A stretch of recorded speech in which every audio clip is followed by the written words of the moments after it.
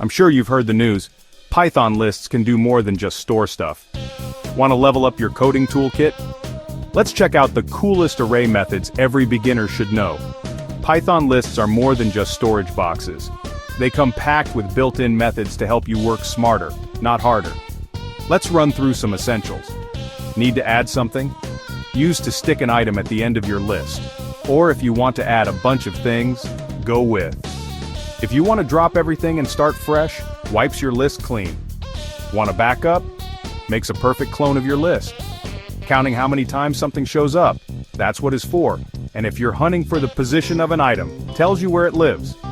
To add an item right where you want, try. Prefer kicking something out? Use to remove by position or to take out the first match you find. Feeling adventurous? Flip your list backwards with or put everything in order with. Here's the best part. These methods are super easy to remember, and with a little practice, you'll use them without even thinking. So next time you're working with lists in Python, give these methods a try.